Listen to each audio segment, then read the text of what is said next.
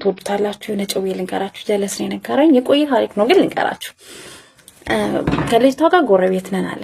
በጣም ቆንጆዬ ናት፣ ከሰፈራችን አለ፣ ግን ጎረቤታችን ናት ምናምን ነገር አለ። እና ወዳታለሁ በፍቅር ማለት ነው የምወዳትና የሷ ቤተሰብና የኔ ቤተሰብ በጣም ይተዋወቃል ማለት እንደ ቤተሰብ ነን ምናምን ነገር አለ። ቡና ምናምን ይጠራራሉ። የሷ ማዘርና የኔ ማዘር በጣም ጀለስ ናቸው ምናምን ነገር አለ። እና ቡና ይጠራራሉ።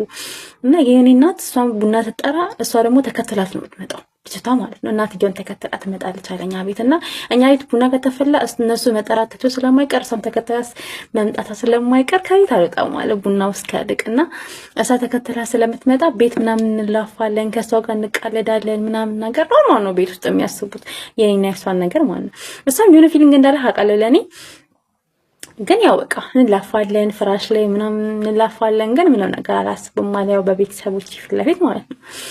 እና የሆነ ቀን ግን እንደሚይዛት ምናምን ነገር አቅ ነበረ።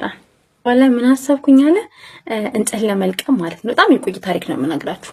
እንጨት ለመልቀም እናትየውን የሷን እናት አስፈቅጄ እሷን ወሰድኳት አለ። እሷ ከቤት አትወጣም እና እሷን አስፈቅጄ እኔ ያለው ምናምን ነገር ችግር የለውም ብዬ በጣም ሩቅ ቦታ ወሰድኳት አለ። ከሰፈር በጣም ወጣ ያለ ቦታ ማለት ነው። እና ወጣ ያለ ቦታ ወስደት ሆነ ቁጥቋጦ አበባ ምናምን ያለበት ማለት ነው። ሰው የማይደርስበት ቦታ እዛ ነው ወሰድኳት አለ። ማንም እንዳያየን ምናምን እና እንዴ የሰው ማሳ ውስጥ ምናምን ገብተው ማለት ነው በቃ። እና በቃ እዛ ቁጭ ብለን ማውራት ጀመርን። ያው እንደተለመደው መላፋት ምናምን ተጀመረ። በመላፋት ውስጥ ስነካካት ምናምን ነገር አለ እና በቃ ወዲላ ነገር ገባን። እና ልጅቷን ለከ ወይ ልላስ ስላለ ቨርጂን ናት፣ ድንግል ናት ልጅቷ። እና ሶስቲ ምናምን ነገር ወይ ስለው እምቢ ያለኛል እና መተው አልፈለኩም። ያን አጋጣሚ ያቺ አጋጣሚ ናት። ከዛ በኋላ አላገኛትም ማለት ልጅቷን ያቺ አጋጣሚ መጠቀም አለብኝ። ከዛ በኋላ ብድግ አልኩኝና ዞር ብዬ አታምኑ የሆነ እንትን አለ አይደል አበባ፣ ይሄ አበባ ሲፈካ ሲል የሆነ ከውስጡ የሆነ እንቡጥ አለች አይደል? ገና ልትፈካ ስትል ጥንጥዬ ነገር እንሽ እንቡጥ ነገር እንቡጥ ነው የሚባለው እሷ ነገር ማለት ነው።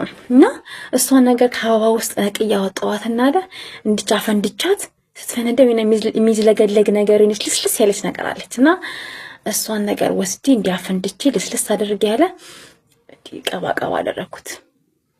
ቀባቀባ አደረኩትና እለዋለው አየር ላይ በቃ ትግል ምናምን አያስፈልገውም ማለት አየር ላይ ወያላት ማለት ነው ይሳቀን።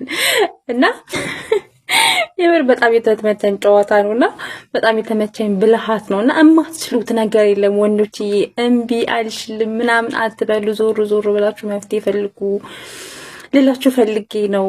እና ደግሞ የአንቺ ታሪክ ነው ምናምን ወለ እንዳትሉ። አይ ገና ድንግል ነኝ።